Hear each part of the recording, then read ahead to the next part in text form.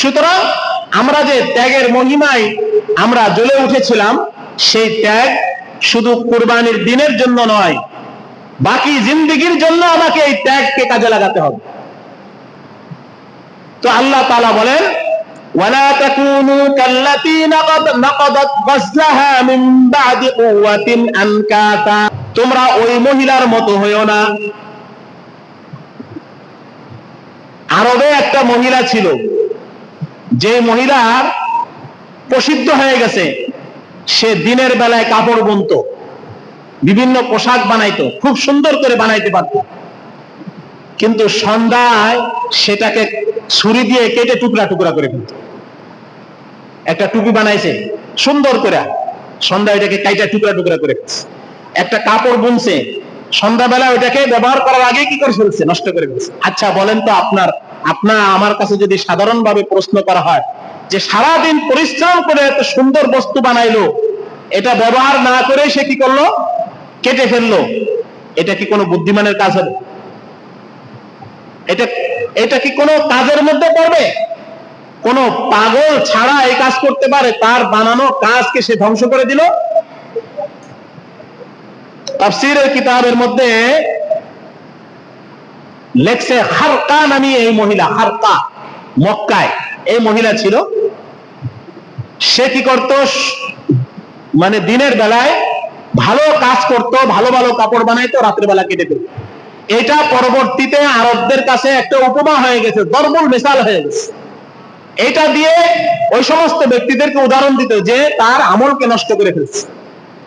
ওইটা আল্লাহ তাআলা কোরআনে কারীমের মধ্যে উল্লেখ করে বোঝাচ্ছে, তোমরা যে ভালো ভালো কাজ করে নেকি অর্জন করলা, নেকির পাহাড় অর্জন করলা, নেকির ব্যাগকে ভরলা, পরবর্তী সময় এসে তুমি তোমার আমলকে নষ্ট করে দিও না। মনে করেন রমজান মাসে 1 মাস ইবাদত বন্দি করে নেকির গোডাউন সে ভরেছে, কিন্তু ঈদের দিন সে বদ আমল করে সে কি করলো, তার সমস্ত নেকিকে ধ্বংস করে দিল। ওই মহিলার মতন, যেই মহিলা সারাদিন সুন্দর সুন্দর কাপড় বানায়া রাতের বেলায় টুকরা টুকরা করে ফেলেছে।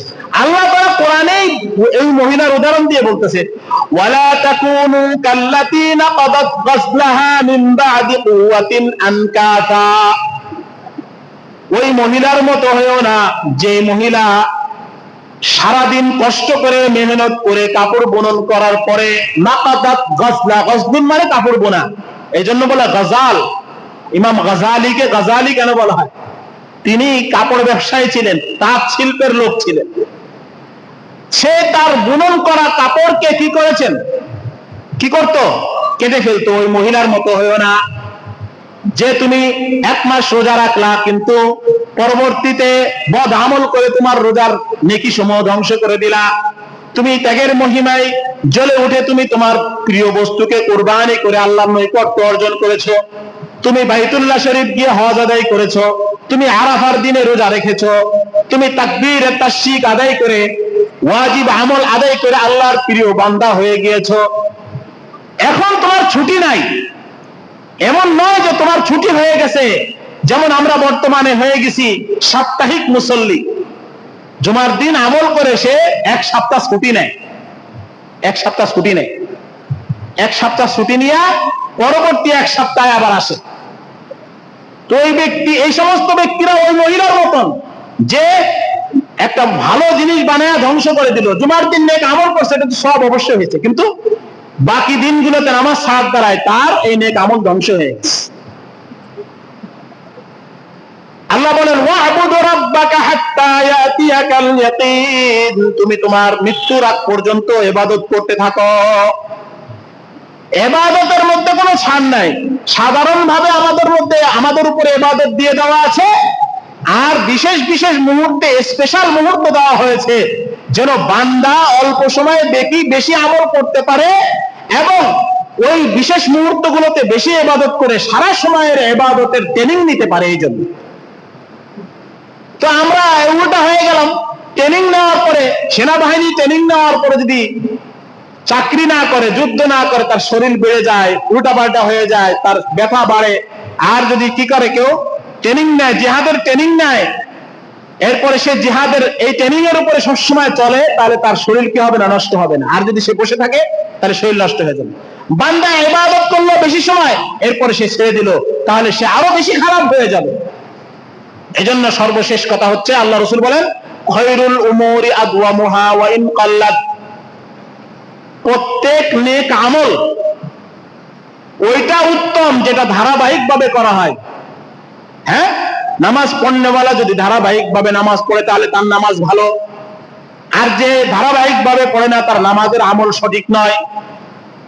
অনুরূপ ভাবে যে তাহাজ্জুদ পড়ে বা নফল নামাজ পড়ে, একদিন খুব পড়লো সবে বরাতে আর সবে কদরে, এমন পড়া পড়লো, পড়তে পড়তে তার ঘুম টুম সব শেষ করে দিল, এমনকি ফজরের নামাজও শেষ করে দিল, এরপরে তার খবর নাই। এটা সুন্দর কাজ নয়। আল্লাহ রাসূল বলেন, যে ব্যক্তি প্রত্যেকটা নেক আমল ধারাবাহিক ভাবে করে সেই ব্যক্তির কাজই হলো উত্তম, যদিও সে কম করে। তাহাজ্জুদ পড়ে মাত্র 2 রাকাত করে পড়ে, কিন্তু সারে না, এটা উত্তম। একদিন মানে 100 রাকাত পড়ছে আর নাই। কোরআন তেলাওয়াত করে 1 পৃষ্ঠা 2 পৃষ্ঠা পড়ে, সূরা মুলক পড়ে, সূরা ইখলাস পড়ে, কিন্তু প্রতিদিন পড়ে। হ্যাঁ, একদিন খুব মেসওয়াক করলো কিন্তু সারা বছর সে দাঁতই মাজলো। এরকম হাজার হাজার উদাহরণ আছে। এজন্য দোস্ত বুজুর্গ, এই যে কোরবানি আমাদের থেকে বিদায় নিয়ে গেল, এখন আমাদের কাজ কি? এখন আমাদের কাজ হলো সেই শিক্ষার উপর আমাদেরকে চালানো, সে ত্যাগের উপর আমাদেরকে চালানো। এমন নয় যে এখন ঈদকে উপলক্ষ করে নানান গুনাহ করা, অপকর্ম করা, অন্যায় করা, নামাজ ছেড়ে দেওয়া, তারপরে এরকম আল্লাহর হুকুমকে ছেড়ে দেওয়া, এটা তো কুরবানির ঈদের মূল উদ্দেশ্য না। ইন্নামাল ঈদু লিমান খাফা ইয়াওমাল ওয়াঈদ। যে ব্যক্তি আল্লাহকে ভয় করবে, তাকওয়া হাসিল করবে, তার জন্য ঈদ। বদমাশের জন্য আর শয়তানের জন্য আর ফাজিলদের জন্য তো ঈদ না, অসভ্যতামিকারীদের জন্য তো ঈদ না। কিন্তু আমরা এটাকে দখল করে নিয়েছি। আল্লাহ তাআলা আমাদেরকে এই কোরবানির শিক্ষা, রোজার শিক্ষা, বিশেষ বিশেষ মুহূর্তের, স্পেশাল মুহূর্তের শিক্ষাগুলো সব সময়ের জন্য বাস্তবায়ন করার তৌফিক দান করেন।